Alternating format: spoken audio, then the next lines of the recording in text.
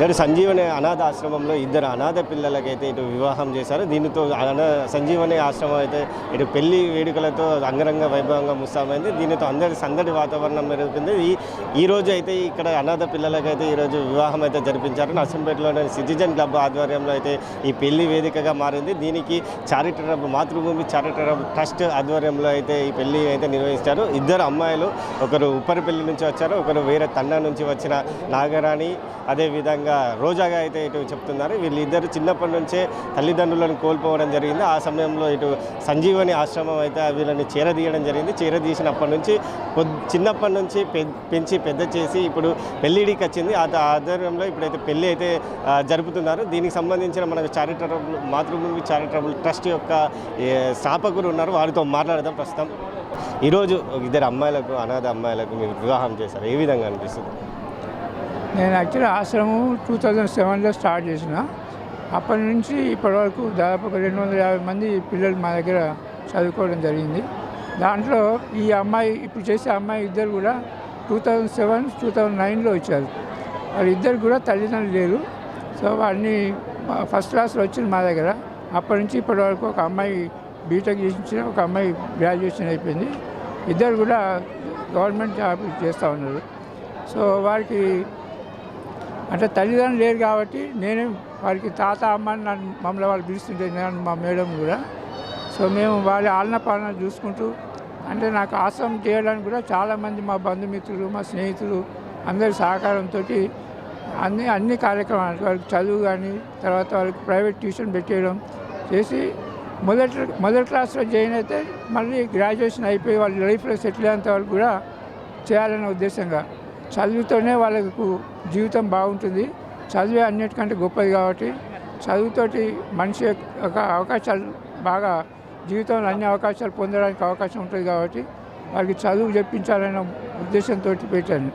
ఎందుకంటే నేను ప్రాక్టీస్ చేయబట్టి కూడా గత 50 సంవత్సరాల నుంచి నేను ఇక్కడ ప్రాక్టీస్ చేస్తున్నా. నా ప్రాక్టీస్లో కూడా నేను చాలామందికి చాలా సర్వీసెస్ చేశాను, ఫ్రీ క్యాంప్స్ అవి పెట్టి. దాంట్లో ఇదొక భాగంగా చేసుకున్నాను. సర్వీస్ చేయడమే నాకు మెయిన్ ఏంగా చేస్తాను. లైఫ్లో నాకు ఒక ఆపర్చునిటీ లాగా అనుకుంటున్నాను. సర్వీస్ చేయడం ఒక ఆపర్చునిటీ. సో భగవంతుడు నాకు ఈ అవకాశం ఇచ్చింది కాబట్టి సొసైటీకి నా వంతు సాయం చేయాలి అని చెప్పి ఈ కార్యక్రమం చేయబట్టిన. ఇప్పుడు కూడా ఇంకా 37 మంది పిల్లలు మా దగ్గర ఫస్ట్ క్లాస్ నుంచి గ్రాడ్యుయేషన్ వరకు ఉన్నారు. సో వాళ్ళందరినీ కూడా వాళ్ళందరినీ కూడా మంచి చదువు చదివించి జీవితంలో సెటిల్ చేయాలన్నది ఒక ఆశ. ఎప్పుడు మీది ఈ ఆశ్రమాన్ని అనేది మొదలు పెట్టారే, అప్పుడు ఎంతమంది పిల్లలు, అనాథ పిల్లలు మీరు చేరదీశారు? ప్రస్తుతం ఎంతమంది ఉన్నారు? అప్పుడు మేము స్టార్ట్ చేసినప్పుడు 17 మంది పిల్లలతో స్టార్ట్ చేసినాం, కంప్లీట్ తల్లిదండ్రులు లేని పిల్లలు. దాని తర్వాత కొన్ని రోజుల తర్వాత కొంతమంది సింగిల్ పేరెంట్ తోటి వచ్చిన వాళ్ళు కూడా ఉన్నారు, కొంతమంది కంప్లీట్ నెగ్లెక్టెడ్ చిల్డ్రన్ కూడా ఉన్నారు. సో అప్పటి నుంచి 250 మెంబర్స్ వరకు చదువుకొని బయటకు వెళ్ళిపోయిన వాళ్ళు కొంతమంది ఉన్నారు. ఇప్పుడు మా దగ్గర 37 మంది పిల్లలు ఉన్నారు మా దగ్గర. దాంట్లో ఇప్పుడు ఇంజనీరింగ్ చేసే అమ్మాయిలు ఉన్నారు, పార్టింగ్ చేసే అమ్మాయిలు ఉన్నారు, ఇంటర్ చేసే అమ్మాయిలు ఉన్నారు.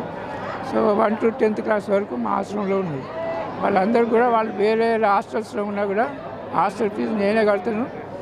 వాళ్ళ చదువు కావాల్సిన అన్నీ కూడా నేనే చేస్తాను, వాళ్ళ మెస్ బిల్ కానీ ఏదైనా కూడా. సో వాళ్ళు కంప్లీట్ సెటిల్ అయ్యేంత వరకు కూడా నాదే బాధ్యత తీసుకొని చేస్తున్నారు. ఇప్పుడున్న ఇద్దరు అమ్మాయిలు, వివాహం జరిపించే అమ్మాయిలు ఎక్కడి నుంచి వచ్చేసి అసలు వాళ్ళ తల్లిదండ్రులు చనిపోయారు కదా, చిన్నప్పటి నుంచి మీకన్నా ఉన్నారు? ఇప్పుడు దాంట్లో నాగరాణి అనే అమ్మాయి ఉప్పరిపల్లి నుంచి వచ్చింది. అది చిన్నప్పుడే వాళ్ళ తల్లిదండ్రులు చనిపోవడం వల్ల పోలీస్ డిపార్ట్మెంట్ వాళ్ళు అప్పుడు ఏదో ఊళ్ళే వాళ్ళ తల్లిదండ్రులు చనిపోయినప్పుడు గొడవ అయితే పోలీస్ కేసు అయిపోయింది. సో ఆ పోలీస్ వాళ్ళు తీసుకొచ్చారు. అప్పుడు ఈ సిడబ్ల్యూసీ ఇవన్నీ ఏం లేకుండేది. సో డైరెక్ట్ అడ్మిషన్ ఉండేది. అప్పుడు ఫస్ట్ క్లాస్లో తీసుకొచ్చింది. దీని చెల్లె కూడా ఉంది ఇంకోటి, హేమలత అని. సో అమ్మాయి ఇప్పుడు నర్సింగ్ చేయించినాను, ఆ అమ్మాయి కూడా జాబ్ ఇప్పించిన. సో అమ్మాయి కూడా ఇప్పుడు దాదాపు పెళ్ళికి ఉంది ఆ అమ్మాయి కూడా. సో మొదటిసారిగా మీరు ఆశ్రమం నుంచి మొదటిసారి పెళ్లి జరగబోతుందా మీ కాడ నుంచి? అంటే ఇంతమందికి ఏమైనా పెళ్ళిళ్ళు జరిపాడా, ఇదే ఫస్ట్ టైం? నేను అంటే ఆశ్రమం పెట్టినప్పటి నుంచి ఇదే మొదటిసారి నేను పెళ్లి చేయడం. అంటే ఇదొక అవకాశంగా తీసుకున్నాను, పెళ్లి చేయాలని అనిపించింది. సరే చేస్తే ఇది ఒక కంప్లీట్ అయిపోతుంది నా ప్రోగ్రామ్ అని చెప్పి చేయడం జరిగింది. ఇంకా 4-5 పిల్లలు ఇప్పుడు రెడీగా పెళ్ళికున్నారు. అప్పటి నుంచి నా దగ్గర ఫస్ట్ క్లాస్లో చదివి తల్లిదండ్రులు లేని పిల్లలు ఇంకొక 4 మంది పిల్లలు కూడా ఉన్నారు. దీనికి యాక్చువల్గా నాకు యుఎస్ఏ నుంచి మహేష్ గారని నా పక్కనే ఉన్నారు. వీరి ఆర్థిక సాయం కూడా నాకు మొదటి నుంచి ఉంది. సో వీరందరి సాయం వల్లనే ఈ ప్రోగ్రాం చేయగలుగుతున్నాను. అంటే మీరు చిన్నప్పటి నుంచి కన్న బిడ్డలుగా ఇద్దరు పిల్లల్ని పెంచి ఒక వేరే ఇంటికి పంపిస్తున్నారు. అసలు ఏ విధంగా అనిపించింది? ఎన్ని రోజులు మీతో ఉన్నారు కదా, మళ్ళీ వేరే ఇంటికి పోతుంటే మీకు ఏమైనా కొంచెం బాధ ఏమైనా అవుతుంది? డెఫినెట్గా బాధ అవుతుంటాయి కదా. తల్లిదండ్రులు మొదటిగా మీ కళ్ళల్లో తెలిసిపోతుంది, మీ సొంత బిడ్డల కన్నా ఎక్కువగా పెంచి ఉంటారు. సో మీరు పెళ్లి చేసి ఇప్పుడు పంపించబోతున్నారు అంటే ఒక ఫ్యామిలీ నుంచి ఇద్దరు వెళ్ళిపోతున్నారు కదా, అలాంటి ఏమైనా ఫీలింగ్ ఉందా మీకు? అంటే యాక్చువల్లీ నా కన్న బిడ్డలను పంపించినప్పుడు ఇంత బాధ అనిపించలేదు. సరే, వాళ్ళకి ఏం ఆశ లేకుండా ఉండి వాళ్ళని ఇంత స్టేజ్కి తీసుకొచ్చిన తర్వాత ఇప్పుడు పంపిస్తున్నా. తర్వాత వాళ్ళ ఫ్యూచర్ లైఫ్ ఎట్లుంటుంది ఏంటి అన్నది ఒక ఆవేదన. సో వాళ్ళు మంచిగా ఉండాలని భగవంతుని కోరుతూ వాళ్ళకి ఆయుష్ ఆరోగ్యం బాగుండాలి, మంచి జీవితంలో సుఖంగా ఉండాలని చెప్పి కోరుకుంటున్నాను. Thank you. ఇక్కడ యుఎస్ఏ నుంచి వచ్చి ఇక్కడ ఈ పెళ్ళికి కొంచెం పెద్ద కొన్ని కన్యాదానం చేసి అదేవిధంగా కాలు గడిగిన వ్యక్తి కూడా ఉన్నారు, వాళ్ళతో మళ్ళీ చెప్పండి. అసలు మీరు యుఎస్ఏ నుంచి రావడం జరిగింది, ఇప్పుడు ఈ పెళ్ళి ఏ విధంగా చూస్తారు, ఏ విధంగా అనిపిస్తుంది మీకు? పెళ్ళి ఏ విధంగా అనే దానికంటే ఎక్కువ డాక్టర్ రావు గారితో నా అనుబంధం అని చెప్పాలి. ముందు 2007లో వారు ఆశ్రమం స్థాపిస్తే సేవ చేస్తూ ఆర్థిక సాయం కోసం ఎదురు చూస్తున్న తరుణంలో చాలా ఇబ్బంది, సేవ చేయడం, ఆర్థిక సాయం ప్రొక్యూర్ చేసుకోవడం, ఆర్థికంగా సమకూర్చుకోవడం. అందుకని చెప్పి మీరు సేవ చేయండి, మేము ఆర్థికంగా మేము సహకారం అందిస్తామని చెప్పేసి వర్జీనియా, టెక్సస్, కాలిఫోర్నియా, మిజోరీ, ఇతర రాష్ట్రాల నుంచి అందరి మిత్రులను సేకరించి ప్రతి సంవత్సరం ఆర్థికంగా ఏ లోటు లేకుండా వెనక్కి తిరిగి చూడకుండా ఒక్క భారాన్ని అయితే మేము తగ్గించగలిగినందుకు మా కృతజ్ఞతని, ఆ అవకాశం మాకు ఇచ్చినందుకు చాలా కృతజ్ఞతలు. రెండవది ఏంటంటే ఈ ఆశ్రమంలో జరిగిన పెళ్ళి, మొదటి పెళ్ళి కన్యాదానం చేసే అవకాశం నాకే ఇచ్చినందుకు ఆ భగవంతుడిని ప్రార్థిస్తున్నాను. అంటే ఇప్పుడు సొంత బిడ్డలు ఉన్న రోజులలో కూడా వారు సరిగ్గా చూడకుండా పెళ్ళికి కూడా చాలా ఇబ్బందిగా ఉంటుంది, ఒక పెళ్లి చేసి పంపించాలంటే. ఇలాంటి పెద్ద బాధ్యతలు తీసుకొని మీరు చేస్తున్నారు. అసలు అమ్మాయిలకు తర్వాత ఫ్యూచర్లో సపోర్టింగ్ ఉంటారా? ఏమన్నా ప్రాబ్లమ్స్ వచ్చినా ఎలాంటి ప్రాబ్లమ్స్ రాకుండా మీరు ముందుండి నడిపిస్తారా? ఈ ప్రశ్న ఇదే ఫస్ట్ టైం కాదు నన్ను అడిగింది. చదివించిన తర్వాత ఏం చేస్తారని చాలామంది అడిగారు. నేను క్వశ్చన్ వాళ్ళని ఎదురు ప్రశ్న వేసిన, నీకు ఎంతమంది పిల్లలు అంటే 2. చదివించిన తర్వాత ఏం చేస్తామంటే జాబ్ చేయిస్తాను, తర్వాత ఏం చేస్తావు, పెళ్లి చేస్తాం. నీకు 2 అయితే నాకు 56 మంది పిల్లలు అని చెప్పి, వీళ్ళందరూ నా పిల్లలే. Okay, right. ఇది చెప్తున్నది అనాథాశ్రమం యొక్క ఇన్ఛార్జి, మాతృభూమి చారిటబుల్ ట్రస్ట్ యొక్క యజమాని చెప్తున్నారు. ఇది సంబంధించి ఇక్కడ పెళ్లి చేయడం చాలా సంతోషంగా ఉంది, అది మాకు అదృష్టంగా భావిస్తున్నాం అన్నట్టు అని చెప్తున్నారు. అదేవిధంగా ఇక్కడ నుంచి పిల్లల్ని పంపించి వేరే వాళ్ళ ఇంటికి పోవడం చాలా బాధగా ఉందన్నట్టు కూడా వారు తెలుపుతున్నారు. సంజీవని అనాథాశ్రమంలో చిన్నప్పటి నుంచి చదువుకొని ఇక్కడే పుట్టి ఇక్కడే పెరిగి పెద్ద అయ్యి పెళ్లి చేసుకోవడం జరిగింది. ఈరోజు అయితే సిటిజన్ క్లబ్ ఆధ్వర్యంలో అయితే ఇటు చారిటబుల్ మాతృభూమి చారిటబుల్ ట్రస్ట్ ఆధ్వర్యంలో అయితే వారి పెద్దలు అయితే ఇటు వివాహం అయితే జరిపించారు. ఇటు నవదంపతులు ఉన్నారు, వారితో మాట్లాడదాం. చెప్పండి, అసలు మీ పేరేంటి, ఏ విధంగా పెళ్లి జరిగింది, ఎలా అనిపిస్తుంది మీకు? నాకైతే సంతోషకరంగా ఉంది. అసలు హ్యాపీనెస్ అది చెప్పలేకపోతున్నా. అసలు ఎలా చెప్పాలో అర్థం కావట్లేదు. చాలా హ్యాపీగా ఉంది. సార్ వాళ్ళు చాలా ముందు పడి చాలా బాగా చేశారు. ఇలా అవుతుందని నేను ఊహించలేకపోయాను. నేను చాలా బాగా చేశారు. అంటే మీ పేరేంటి, మీ వైఫ్ పేరేంటి? నా పేరు రాకేష్ అండి. మా వైఫ్ పేరు వచ్చి నాగరాన్ అండి. అంటే ఏ ఊరు అండి ఫస్ట్? మీది ఏ ఊరు? మాది నర్సంపేట దగ్గర శాంతినగర్. నేను మొత్తానికి అయితే 7 తరాలు ఇటు 7 తరాలు చూసి పెళ్లి చేసుకోవాలంటారు. కాకపోతే మీరు ఎలాంటి ఆలోచించకుండా ఇంత పెద్ద పని చేసుకొని పెళ్లి ఏ విధంగా అనిపిస్తుంది అసలు? నాకు ఇష్టమే చేసుకున్నాను నేను. మీరు చెప్పండి మేడం, మీరు ఇన్ని సంవత్సరాలు ఒక ఆశ్రమంలో పెరిగి పెద్ద అయ్యారు, ఇప్పుడు వివాహం చేసుకొని బయటికి పోతుంది, ఏ విధంగా అనిపిస్తుంది మీకు? చాలా బాధాకరంగా ఉంది సార్. అంటే ఇన్ని రోజులు ఒక పెద్ద ఫ్యామిలీ నుంచి మీరు ఇప్పుడు ఒక చిన్న ఫ్యామిలీకి పోతున్నారు. ఎందుకు పెద్ద ఫ్యామిలీ అంటున్నా అంటే అప్పుడు మీకు చాలామంది తమ్ముళ్ళు, చెల్లెలు, అక్కలంటే ఉన్నారో లేదో తెలియదు, ఎందుకంటే మీరే పెద్దవారు అనుకుంటున్నా. ఇంతమంది చెల్లెలు, పెద్దమంది అంతా ఒక పెద్ద ఫ్యామిలీ నుంచి మీరు చిన్న ఫ్యామిలీకి వెళ్తున్నా, ఏ విధంగా వాళ్ళని మిస్ అయిన భావన ఏమైనా ఉందా మీకు? చాలా బాధాకరంగా ఉంది సార్, ఎన్ని రోజు వాళ్ళతో స్పెండ్ చేసి ఇప్పుడు వెళ్ళిపోతున్నందుకు. అంటే మీకు ఈ చారిటబుల్ ట్రస్ట్ నుంచి పెద్ద ఆయన మీకైతే హెల్ప్ చేయరు చిన్నప్పటి నుంచి, ఏ విధంగా అనిపిస్తుంది? వాళ్ళని మిస్ అవుతున్న భావన, ఫీలింగ్స్ ఏమన్నా అనిపిస్తున్నాయి? అంటే మా పేరెంట్స్ చిన్న వయసులోనే చనిపోయారు. 2007లో వచ్చాను ఆశ్రమంకి. ఇప్పటి వరకు 17-19 ఇయర్స్ వరకు ఇక్కడే ఉన్నాను. చాలా హ్యాపీగా ఉన్నాను. కానీ ఇప్పుడు చాలా బాధగా ఉంది అందరినీ వదిలి వెళ్తున్నందుకు.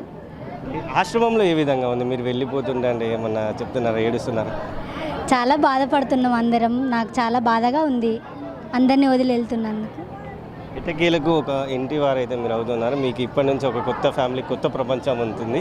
దానికి మీరు చాలా బాగుండాలి మీ జీవితం అని అందరూ ఆశిస్తున్నారు. దాని తగ్గట్టే మీరు పిల్లవాళ్ళతో బతికి మంచి హ్యాపీగా ఉండాలని కోరుకుంటున్నారు. దీనికి ఫైనల్గా మీకు మీ తరపున ఇంకా మీ చిన్న పిల్లలు ఉన్నారు, వారి భవిష్యత్తుకి ఏమన్నా మీరు ఫ్యూచర్లో హెల్ప్ చేయాలి ఏమన్నా ఉందా? చేసే హెల్ప్ ఏమన్నా చేస్తారా? నేను మళ్ళీ ఆశ్రమానికి తిరిగి సహాయం చేస్తాను సార్. తాతయ్య వాళ్ళని వదిలి వెళ్తున్నందుకు చాలా బాధగా ఉంది. ఏ విధంగా చూసుకునేది మీ తాతయ్య వాళ్ళు? తాతయ్య వాళ్ళు అంటే ఎవరు? ఏ విధంగా చూసుకునేది? డాక్టర్ మోహన్ రావును, వినోదమ్మ, మిగతా సార్ వాళ్ళు, ట్రస్ట్ మెంబర్స్, మిగతా సార్ వాళ్ళందరూ చాలా బాగా చూసుకునేవాళ్ళు.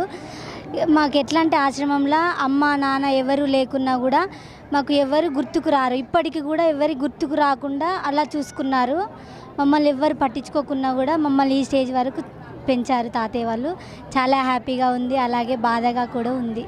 మీకు తెలిసిపోతుంది, మీ కళ్ళల్లోనే మీ బాధ అనేది తెలిసిపోతుంది. అంటే మీరు ఇన్ని సంవత్సరాలు ఇక్కడ ఒక ఆశ్రమంలో పెరిగి అందరి ముందట మెలిగిన మీరు మళ్ళీ బయటి ప్రపంచానికి వెళ్తుంటే ఒక బాధ అయితే కనిపిస్తుంది.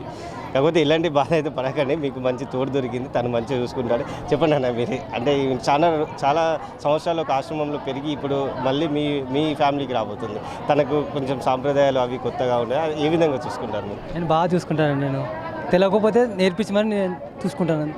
తనకి ఎలా కావాలనుకుంటే తను అలా ఉండేటట్టు చూసుకుంటాను నేను. రైట్, ఇది నవదంపతులు చెప్తున్న విషయం. తను అయితే హస్బెండ్ అయితే చెప్తున్నాడు, నేను ఏ విధమైన ప్రాబ్లం రాకుండా ఏదైనా ఉన్నా కూడా చూసుకుంటా అని చెప్తున్నారు. మాతృభూమి చారిటబుల్ స్థాపకులైనటువంటి వినోద మోహన్ రావు గారు ఉన్నారు, వారి దంపతులు ఉన్నారు. ప్రస్తుతం వినోద గారు ఉన్నారు. చెప్పండి మేడం, ఇన్ని సంవత్సరాలు మీ నుండి ఒక ఇద్దరు బిడ్డలు అనేది మీ నుండి దూరం అవుతున్నారు, ఏ విధంగా ఫీల్ అవుతున్నారు? మాకు ఎంతో చిన్నప్పుడే వచ్చారు వాళ్ళిద్దరు. ఇప్పుడు మా పిల్లలప్పుడు మాకింత ఏమీ బాధ అనిపించలేదు, కానీ వాళ్ళు ఇంత చిన్నపిల్లల నుంచి సాది మాకెంతో బాధ అనిపిస్తుంది. మా నుంచి విడిపోతారు కదా ఈ పిల్లలు. అంటే ఒక తల్లికే ఎంత బాధ ఉంటుందో పిల్లలు అంతకంటే ఎక్కువ కూడా నేను నా పిల్లల్ని చూసినాం. కాబట్టి నాకు చాలా బాధ అనిపిస్తుంది. కానీ ఒకటి సంతోషం ఏంటంటే వాళ్ళు లైఫ్లో సెటిల్ అయ్యి వెళ్ళిపోతారు కాబట్టి కొంచెం సంతోషం అనిపిస్తుంది. వాళ్ళ జీవితం ఎంతో బాగుండాలని మేమిద్దరం కోరుకుంటున్నాం. అంటే ఒక ఇన్ని సంవత్సరాలు మీ దగ్గర పిల్లలుగా పెరిగారు కదా, వాళ్ళు కూడా చెప్తున్నారు మాకు చాలా బాధ అవుతుంది వెళ్ళడానికి అని. ఒక పెళ్లి చేసుకున్న సంతోషం ఉంది, కాకపోతే మిమ్మల్ని విడిపోయిన సంతోషం కూడా బాగా కలుగుతుంది. అసలు పక్కనే ఉన్నారు ఇప్పుడు కూడా, మిమ్మల్ని ఏ విధంగా ఫీల్ అవుతున్నారు అసలు? అవును, నాకు కూడా అదే చాలా బాధ ఉండేది. కాకుండా ఒక్కటి, వాళ్ళ లైఫ్లో సెటిల్ అయిపోతాడు మా దగ్గర, లేకుంటే వాళ్ళు ఏమైపోదురో ఏమో అని మేము అనుకుంటున్నాం. కాబట్టి వాళ్ళు ఒక లైఫ్లో సెటిల్ అయ్యి వాళ్ళ జీవితం బాగుంటుందని, వాళ్ళ బాగుండాలని కోరుకుంటున్నాం. ఇంకా ఎంతమంది ఆశ్రమంలో పిల్లలు ఉన్నారు, అనాథ పిల్లలు ఉన్నారు? ఇప్పుడు 30 మంది పిల్లలు ఉన్నారు, 37 మంది ఉన్నారు. బయట కూడా బీటెక్ చేస్తున్నారు, ఇంటర్ చేస్తున్నారు, మన పాలిటెక్నిక్ చేస్తున్నారు. ఇంకా బయట 10 మంది ఉన్నారు. వాళ్ళందరినీ చదివిస్తాను. మేము ఇట్లుంటే ఇంకా చదివిద్దామని అనుకుంటున్నాం పిల్లల్ని. వాళ్ళు చదువుకుంటే ఎంత చదువుకుంటే అంత చదివించి వాళ్ళ జీవితం బాగు చేయాలని అనుకుంటున్నాను. ముందుగా మీకు శుభాకాంక్షలు. ఎందుకంటే కన్నతండ్రులు ఉన్నా కూడా ఇంత ఘనంగా వైభవంగా పెళ్ళిళ్ళు అయితే నిర్వహించేటోళ్ళు లేరు. అయినా కూడా మీరు ఇంత కష్టపడి ఇంత సొంత బిడ్డల కన్నా ఎక్కువగా అయితే మీరు వివాహం అయితే జరిపించారు. వారి జీవితాలు అయితే బాగుండాలని అందరూ కోరుకుంటున్నారు, వారు కూడా కోరుకుంటున్నారు. వాళ్ళు కూడా చాలా మిస్ అయిన అనుభవం అయితే వారి నుంచి కనిపిస్తున్నాయి, వారి కళ్ళల్లో కూడా కనిపిస్తుంది. అదేవిధంగా సార్ కళ్ళల్లో కూడా కనిపిస్తుంది, చాలా మిస్ అయినా వీళ్ళని మిస్ అవుతున్నాను, ఇంకా పిల్లలు ఉన్నారు వీళ్ళందరూ వెళ్ళిపోతే ఎలా అనే ఆలోచన కూడా ఉంది. అసలు ఫ్యూచర్లో ఇంకా 5 పిల్లలు ఉన్నారన్నారు పెళ్లి చేసే, వాళ్ళ ప్లాన్ ఏమైనా ఉందా పెళ్ళికి? ఇప్పుడు అయితే ప్లాన్ అంటూ ఏం లేదు. వాళ్ళు ఇలా ఎంత చదువుకుని చదివించి వాళ్ళు సెటిల్ అయితే ఇట్లా సెటిల్ చేయాలని అనుకుంటున్నాము. కానీ వీళ్ళని మాత్రం మేము ఎంతో కన్న పిల్లల కంటే మన పిల్లలని ఒకరోజు వదిలిపెట్టినాం, కానీ వీళ్ళని మాత్రం ఎట్లా పోయినా వచ్చినా చాలా జాగ్రత్తగా చూసినాం. వాళ్ళు వస్తే మాకు చాలా బాధ అనిపించేది. రాత్రి ఎటు పోయినా వచ్చినా మా పిల్లలకు మేము అంత బాధపడలే.